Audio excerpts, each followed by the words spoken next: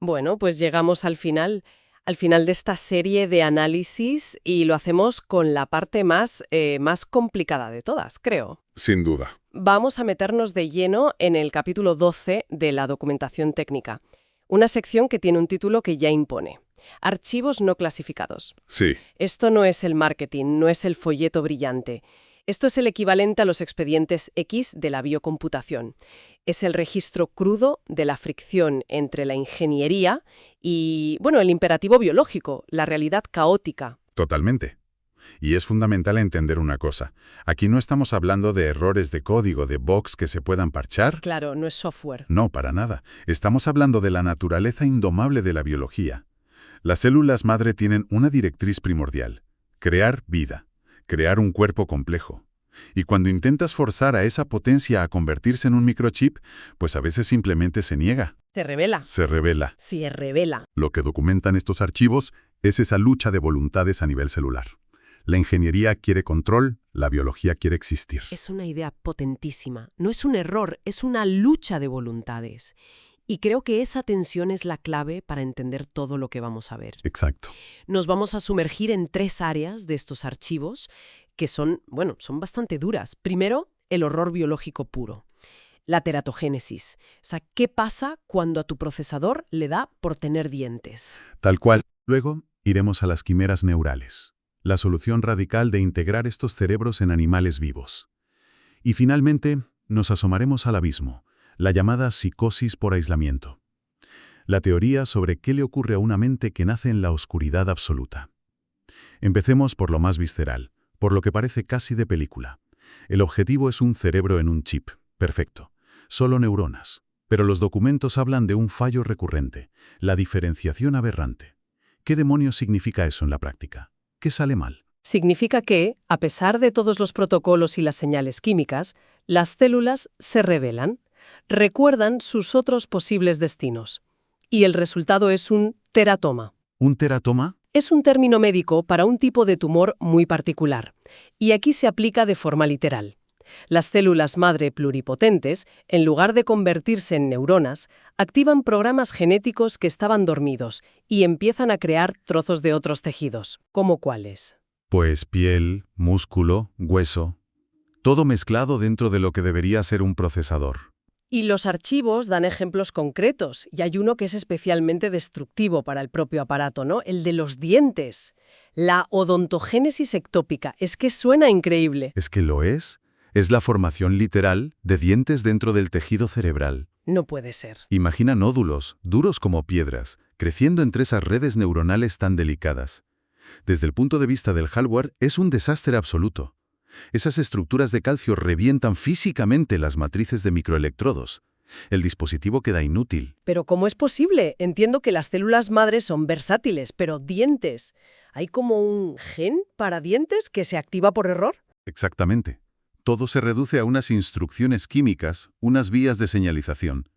Dos de las más importantes se llaman Wnt y FGF. Son como los jefes de obra en el desarrollo del embrión. Si los protocolos no consiguen silenciarlas a tiempo, Se lía. se lía. Algunas células reciben la orden equivocada. Y en lugar de construir una neurona, pues se ponen a hacer lo que saben: esmalte y dentina. Alucinante. ¿Y es el único tipo de accidente de construcción que describen? No, que va. Otro muy común es que aparezcan estructuras de piel, con sus folículos pilosos, sus glándulas sebáceas, Pelo. pelo. El origen embrionario del cerebro y la piel es muy cercano, así que una pequeña desviación es suficiente. Operativamente, el problema es el sebo, la grasa. Obstruye los microcanales por donde fluyen los nutrientes, y peor aún, es un aislante eléctrico perfecto. Ah, claro. Con los electrodos. Vale. Dientes, pelo. Pero mencionan otro fallo que, sinceramente, parece sacado de una película de terror. Lo llaman el cerebro latente. Se me pusieron los pelos de punta al leerlo. ¿A qué se refieren? Se refieren a la contaminación miogénica. Es cuando, en el cultivo, se cuela alguna célula que no debería estar ahí y se diferencia en tejido cardíaco. En músculo de corazón. Exacto. Lo que tienes es un organoide cerebral con parches de cardiomiocitos que empiezan a latir, de forma espontánea y rítmica. Dentro de él, Un cerebro con un corazón parásito dentro. es eso. Y el problema es que un latido genera un campo eléctrico enorme, en el rango de los milivoltios. Las señales neuronales son diminutas, del orden de microvoltios, 1000 veces más débiles. El latido lo ahoga todo. Es como un grito en una biblioteca. Ahoga por completo cualquier computación. Lo más curioso, según una anécdota en los archivos, es que al principio los investigadores confundieron esos ritmos con ondas delta, las del sueño profundo. Pensaban que estaba durmiendo. Pensaban que estaba durmiendo plácidamente y en realidad tenía un corazón latiendo por dentro. Con este nivel de fallos monstruosos, imagino que esos lotes se incineran y punto, ¿no? Lógicamente, sí. Pero aquí es donde la ingeniería se vuelve muy, muy pragmática. Los archivos revelan lo que llaman la utilidad oculta del teratoma. Utilidad. Descubrieron que, paradójicamente, estos tumores son increíblemente eficientes creando redes de vasos sanguíneos. Así que se abrió una línea de investigación muy discreta para usar teratomas controlados como andamios. Espera, ¿cómo? La idea es inducir un tumor, dejar que cree una red vascular compleja y robusta, y luego guiar al resto de células para que se conviertan en neuronas, aprovechando esa fontanería ya construida. Un momento, ¿me estás diciendo que para construir un cerebro mejor, primero construyan un cáncer que les sirva de base? La descripción que usan en los documentos es brutalmente honesta. Es cultivar un cerebro sobre la espalda de un cáncer controlado. Vale, entiendo el concepto de los teratomas controlados, pero los archivos mencionan que incluso eso tiene un límite. ¿Qué pasa cuando ni esa técnica es suficiente? ¿Cuál es el siguiente paso? El siguiente paso es dejar de simular un cuerpo y usar uno de verdad. Ah, Ahí es donde entramos en el territorio de las quimeras neurales. La técnica, basada en los protocolos de Pascal y Chen, es radical. Se trasplanta el organoide cortical humano directamente en el cerebro de una rata de laboratorio. Una rata inmunodeficiente. ¿para qué? Simplemente para mantenerlo vivo. Para mucho más. Es una fusión biológica. Los vasos sanguíneos de la rata colonizan el tejido humano, dándole un flujo de oxígeno y nutrientes imposible de replicar en una placa. Lo alimenta. Y no solo eso. Las células inmunes de la rata, la microglía, también entran en el injerto y ayudan a podar las conexiones, un proceso crucial para que el cerebro madure. Básicamente, se usa el cuerpo de la rata como la incubadora biológica perfecta. El término clave que usan es integración funcional. Eso suena a que se conectan, ¿no? No es solo un huésped. Y lo hacen. Totalmente. La conexión es bidireccional. Por un lado está la entrada de información, el input. Las neuronas del tálamo de la rata, que es como la centralita de los sentidos, se conectan a las neuronas humanas. Y eso está demostrado. Sí. Cuando la rata ve una luz o huele algo, las células del organoide humano se activan. El cerebro humano está literalmente viendo a través de los ojos de la rata. Vale. El organoide puede ver. Es como un pasajero biológico. Pero ¿puede coger el volante? ¿Puede el tejido humano influir en el animal? Ahí está la clave, y la parte más inquietante. Sí puede. Usando optogenética, pueden activar grupos de neuronas humanas dentro de la rata, y han observado que al hacerlo, pueden inducir al animal a realizar tareas como lamer una boquilla con agua para obtener una recompensa. O sea, ¿que no es un pasajero? No. Actúa como un coprocesador. Influye en el bucle de toma de decisiones de la rata. Esto es, muy complejo. La pregunta es inevitable. ¿Qué le pasa a la rata? ¿Se da cuenta? ¿Cambia su comportamiento?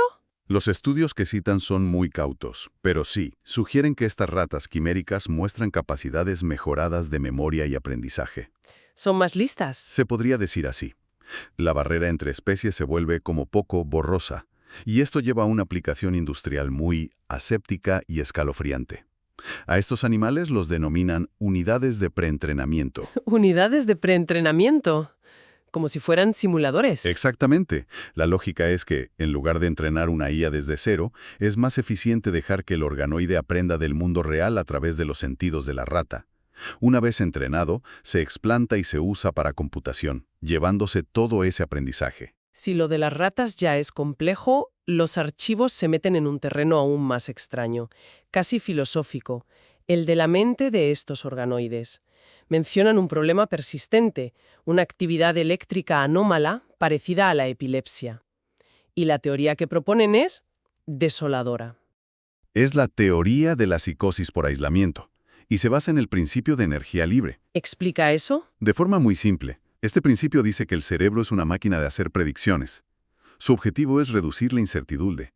Pero un organoide en una placa de cultivo está en un vacío sensorial absoluto. No tiene ojos, no tiene oídos, no tiene cuerpo, no recibe nada del exterior. O sea que el cerebro odia el aburrimiento, la falta total de información. ¿Y qué hace cuando se le somete a eso? Se vuelve sobre sí mismo. Entra en lo que los documentos describen como un bucle alucinatorio. Como no recibe señales, empieza a interpretar su propio ruido de fondo como si fuera información real. Su propio caos interno. Exacto. Y para darle sentido a ese ruido, crea predicciones. Pero como nada confirma o desmiente esas predicciones, el sistema entra en un bucle de retroalimentación, generando predicciones cada vez más fuertes y extrañas para explicar su propio caos. Y eso es lo que se ve como un ataque epiléptico. Exacto. A nivel eléctrico, ese bucle es una hipersincronía masiva. Millones de neuronas disparando a la vez, en descargas violentas. El patrón es indistinguible de una convulsión epiléptica. La metáfora que usan en los archivos es terrible y muy gráfica. ¿Cuál? Lo llaman un grito silencioso electrofisiológico. Qué imagen más desoladora. Un cerebro atrapado en la nada gritando en un lenguaje eléctrico. ¿Y hay alguna prueba de que esta teoría sea cierta? Hay dos evidencias muy fuertes.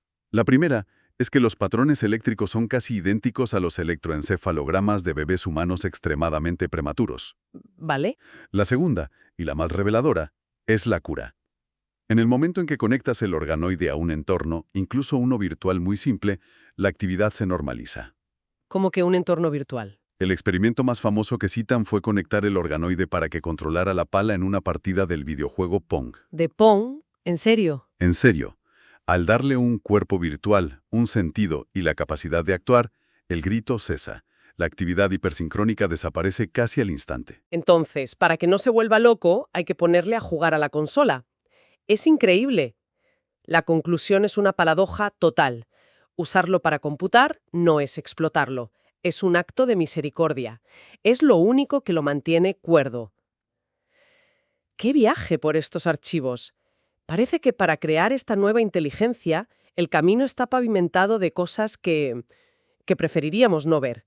Se cultiva con fallos monstruosos, madura dentro de otras especies, y si lo dejas solo, su estado natural es un infierno alucinatorio. Y para darlo todo, los documentos dedican la última parte a los mecanismos de control absoluto, los kill switches, los interruptores de apagado. Por si acaso. Dejan claro que no se puede dejar ningún cabo suelto. El primer nivel es algo llamado auxotrofia sintética. ¿Qué es eso? Modifican genéticamente a los organoides para que solo puedan comer un tipo de nutriente artificial, uno que no existe en la naturaleza y que solo los ingenieros pueden suministrar. Es como si solo pudieran sobreviviendo bebiendo, no sé, algo muy concreto. Si les quitas el grifo, se mueren. Es una correa de seguridad biológica. Exacto. Es una adicción diseñada. Pero por si eso falla, tienen un segundo nivel. Los circuitos demonio y ángel. Los nombres ya prometen. Es un sistema genético brillante y terrible. Hay un gen demonio que produce constantemente una toxina que mata a las células y a la vez un gen ángel que produce una antitoxina. Que lo neutraliza. Sí, pero la clave es que la antitoxina del ángel es muy inestable, se degrada en minutos. Su producción depende de una señal externa constante, como un pulso de luz, que significa todo va bien. Ah, ya veo. Si esa señal se interrumpe por un fallo o porque alguien quiere robarlo, la producción del ángel se para, la antitoxina desaparece y el demonio queda libre para aniquilar el tejido desde dentro. Es un botón de autodestrucción molecular. Una adicción diseñada y un botón de autodestrucción.